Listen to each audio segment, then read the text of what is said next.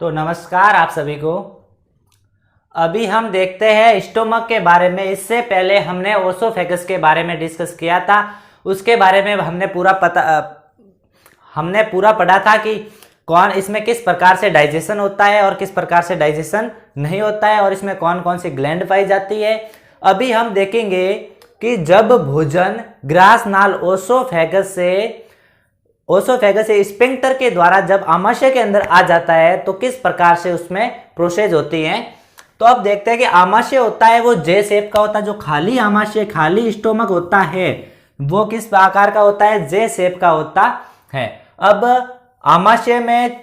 आमाशय की जब औतिकी पढ़ेंगे उसमें हम उसकी परतों के बारे में पढ़ेंगे। तो आमाशय में 4 प्रकार की परतें पाई जाती है। आमाशय की सबसे बाहरी परत जिसे शिरोशा कहते हैं, फिर इसके बाद में और जो इसकी मस्कुलरिस परत, और फिर आती है सबम्यूकोसा परत, और फिर आती है म्यूकोसा परत। तो इस प्रकार सबसे जो आंतरिक परत होती है वो होती है म्यूकोसा परत। सबसे आंतरिक परत म्यूकोसा परत होती है। इस म्यूकोसा परत के द्वारा वलन ऐसे बनाए जाते हैं। इस प्रकार से वलन रगीज बनाई जाती है।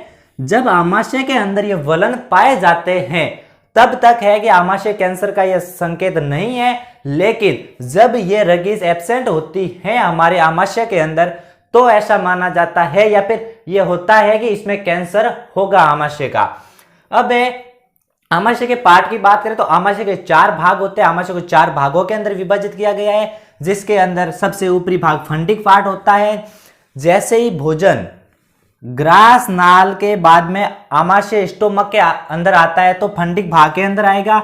इसके बाद में कार्डियक भाग, फिर बॉडी पार्ट, और फिर आ जाएगा पाइलोरिक पार्ट के अंदर, और पाइलोरिक पार्ट से फिर आगे चला जाएगा छोटी आंत क्षुधांत्र या स्मॉल इंटेस्टाइन के अंदर। अब जब भोजन ग्रास नाल से आमाशय में आता है तो यहां पर भोजन 4 से 5 घंटे तक रुकता है, ठीक है। और यहां पर जो भी प्रोसेस होता है उस भोजन के साथ में होता है, उसका अच्छी तरह से डाइजेशन होता है यहाँ पर, और जो फिर आगे जाता है। अब आमाशय में क्या होती है कि जो सबसे आंतरिक परत म्यूकोसा होती है ये क्या करती है, गैस्ट्रिक ग्लैंड का निर्माण करती है। अब गैस्ट्रिक ग्लैंड का निर्माण करती है जो गैस्ट्रिक जूस का स्त्राव करेगी, जो डाइजेशन के अंदर हेल्प करता है। अब गैस्ट्रिक ग्लैंड से संबंधित 3 प्रकार की सेल्स होती है आमाशय के अंदर, स्टोमक के अंदर। सबसे पहली सेल्स के बारे में देखते हैं जिसमें जाइमोजन सेल, जिसे चीफ सेल भी कहा जाता है, या फिर इसे हम पेप्टिक सेल भी कह सकते हैं। इसके द्वारा पेप्सिनोजन और प्रोरेनिन का स्त्रावण किया जाता है। पेप्सिनोजन प्रोटीन पाचक एंजाइम है, और प्रोरेनिन होता है जो दूध के अंदर एक प्रकार का प्रोटीन होता है जिसे केसिन प्रोटीन कहा जाता है, जो बच्चों में पाया जाता है ये प्रोरेनिन, ठीक है। ये 15 साल तक लगभग इसका स्त्रावण होता है, इसके बाद में बंद हो जाता है, ठीक है। जो केसिन प्रोटीन पाया जाता है उसके डाइजेशन, उसका पाचन करता है। अब सेकंड प्रकार की सेल से ऑक्जेंटिक सेल या पेरिएटल सेल।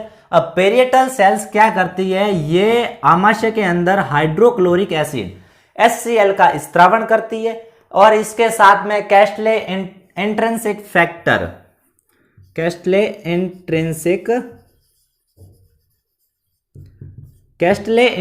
फैक्टर का स्त्रावण करती है। अब जो हाइड्रोक्लोरिक एसिड होता है इसके बारे में हम और भी पढ़ेंगे। अब जो कैस्टले इंट्रिंसिक फैक्टर होता है ये क्या करता है, हमारे बॉडी के अंदर जो विटामिन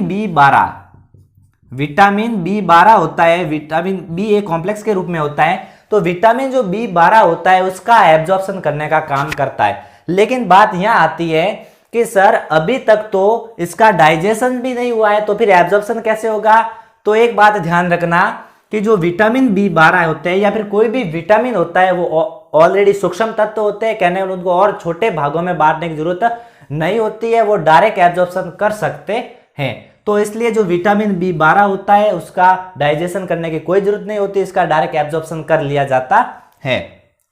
अब थर्ड प्रकार की सेल है म्यूकस नेक सेल। ये क्या करती है, म्यूकस या फिर श्लेष्म का स्त्रावण करती है। म्यूकस को श्लेष्म कहने हिंदी में कहते हैं, श्लेष्म का स्त्रावण करती है जो हाईली एसिडिक HCl से बचाती है। कहने का मतलब होता है जो हमारे आमाशय के अंदर, स्टोमक के अंदर जो हाइड्रोक्लोरिक एसिड होता है, इस हाइड्रोक्लोरिक एसिड का जो पीएच मान होता है वो 1.2 से 1.5 के मध्य होता हैं। कहने का मतलब ये इतना एसिडिक, इतना हाईली एसिडिक होता है कि यदि हम हाथ पर रखें तो हाथ में छेद हो जाता है। तो इसी कारण इससे हमारे आमाशय की सुरक्षा करने के लिए म्यूकस नेक सेल होती है जो म्यूकस का स्त्रावण करती है, और जो हाईली एसिडिक से हमें highly acidic HCl hydrochloric acid से हमारी रक्षा करती है। इसी प्रकार आप वीडियो देखते रहना। तब तक के लिए धन्यवाद।